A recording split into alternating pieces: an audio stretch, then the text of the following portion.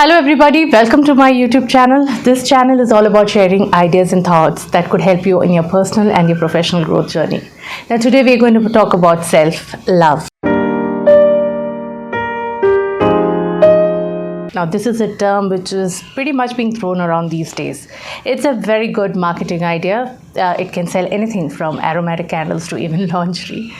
But we often wonder, like I have wondered, what is the self-love all about? Can you really truly love yourself? Like that movie Jab We Met where Kareena says मैं अपनी favorite हूँ. Can you really be like that? So keeping the marketing terms aside, let me share with you my thoughts based on my experiences about what self-love is all about. And why is it so difficult to practice self-love, especially for women in a country such as ours? And also, what are the basic self-love practices that we can all follow? So I'm kind of breaking down the concept for you. Because believe me, if you understand what self-love is, it can transform your life. Think of self-love as a practice and define it for yourself. It can be self-acceptance, self-forgiveness, self-care, anything that resonates with you. All this sounds very simple, but yet we are not able to practice self-love. Why? Probably growing up in your childhood, you have been told that prioritizing your needs is being selfish. People confuse self-love with being selfish. Now, if in a country such as ours, where we think of ourselves as a unit, as a family, many a time you need to take a step backward to probably look at the larger good or the larger health of the family. But if it is done consistently over a long period of time, if your needs, your dreams are kept on a back burner to furnish the needs or support some other member of the family or your close relative, then what happens is over a period of time you lose a sense of ownership of your own life. Now this is where you start looking at yourself differently, or you in fact start hating yourself as well as you see your life slipping away from your hands. You are a chronic people pleaser. You care too much about what other people think about you. What happens is when you care too much about others, you end up living your life for them. This happens in families where the child has a lot of expectations to live up to. The parents are maybe over-controlling or over-critical and burdening their own dreams on their child. And this child grows up understanding that in order to keep people happy around he needs to live up to their expectations. So how do you figure out if you are a people pleaser or a person in your family or your close friend is a people pleaser? These are basically people who will say yes when every inch of them is actually screaming out no. They will say yes not to displease the people around them. They will say yes not to be confrontational even if their needs are not being met. Now over a period of time it takes a toll on the person's self-confidence and self-esteem in a big way, and that's not a very good place to be in, right? The worst thing about people pleasers, they cannot think for themselves. They just flow with the tide. Now, where do you start in such a situation? And if you're one, and many of us are, in fact, we are people pleasers of varying degrees, where do you start? You can probably start by asking yourself, what do I want? What do I really want in this situation? If you're an absolute perfectionist, then it's very hard to love yourselves, because the problem with perfectionists is that they have such high standards for themselves and people around them that many a time when the situation is not in their control or the situation or the tide turns, it becomes very hard for them and the people around them to keep the standards just as high, and they kind of fall short of their own expectations of themselves, and the people around them suffer as well. So it takes a lot of effort to kind of like yourself if you are a perfectionist, especially in adverse situations. The next is lack of self-discipline. Now you'll wonder what's the connection between self-love and self-discipline. Now self-discipline is a big part of self-care. Like if you want to take care of yourself, sometimes you have to act against your sheer force of habit or your will to take care of yourself. Now you want to go for your walks every morning, and if you choose to go back to bed once the alarm rings, then of course it's lack of self-discipline that's coming in the way. If you're heading for that extra drink or that extra smoke at a party when your friends are egging you to, and you really don't want to do that because you know it's going to take a toll of your health, and you still go ahead and hang out with your friends, having those drinks and smoke, then probably you're acting against yourself. That is coming in the way of your self-love. The thing is, the more you let go, the more you procrastinate or choose not to do things that are right for you, you kind of start hating yourself for it. And over a period of time, it does eat up on your self-esteem. Your inner voice or your inner critic, the thing with your mind is it's constantly chattering away. Its objective is to protect you and keep you safe. But if you're not watchful of what your mind is telling you, it might take you on a downward spiral.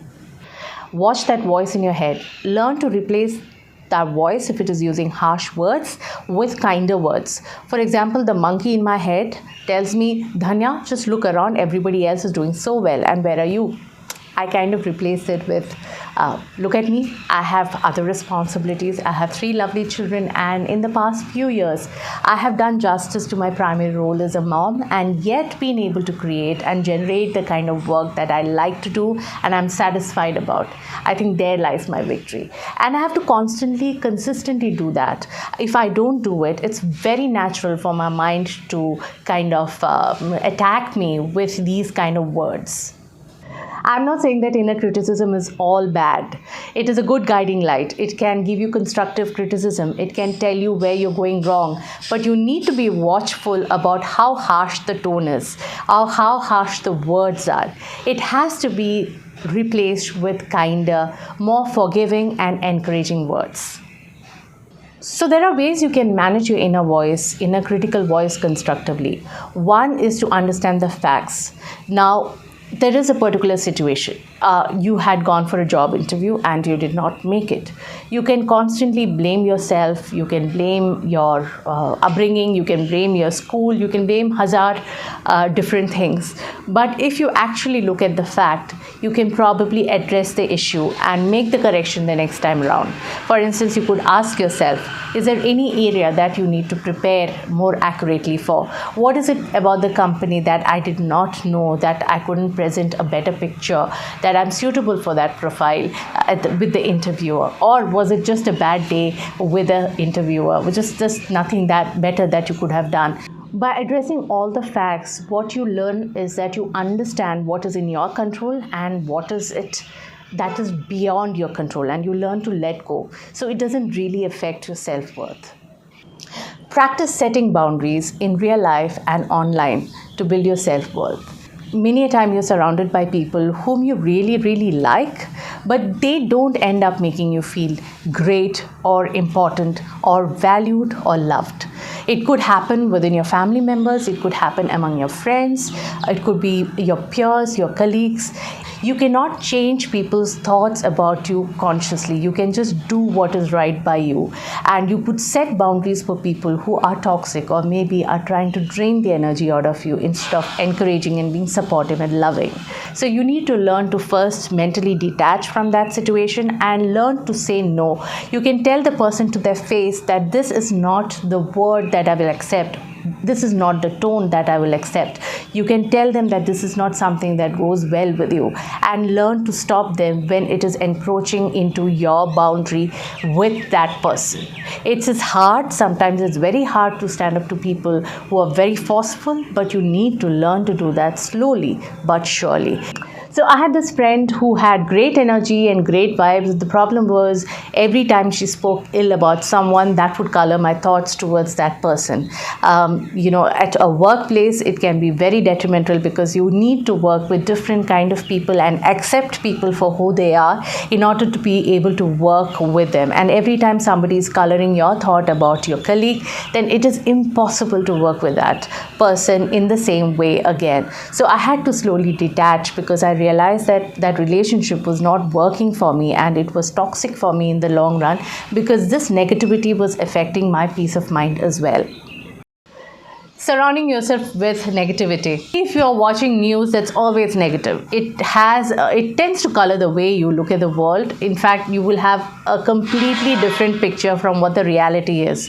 You look at social media has this tendency to highlight the negatives because we have this negative bias which works well for the social media companies, where all the social media companies in fact, but it actually colors the way you see the world, and slowly over a period of time the way you see yourself. Practicing self-love now looks simpler, right? So in order to build self-love, let me just quickly wrap it up for you. You need to kind of accept yourself, know yourself, and be willing to forgive yourself.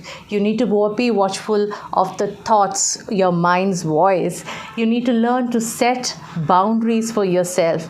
Have self-discipline, eliminate the kind of people who are harmful for you, and work towards a holistic, healthy, simpler way of life. Self-love, self-acceptance, self-forgiveness, the whole package is the best thing you can give to yourself. It is a solid foundation on which you can build your relationship with yourself and your relationship with the rest of the world, your relationship with your partner, your relationship with your child as a parent, your relationship with your colleagues, and you will be in a better position to share your talent, your strengths with the world and help people out there who need your support. Now, if you like this video, I would like you to share your thoughts as well.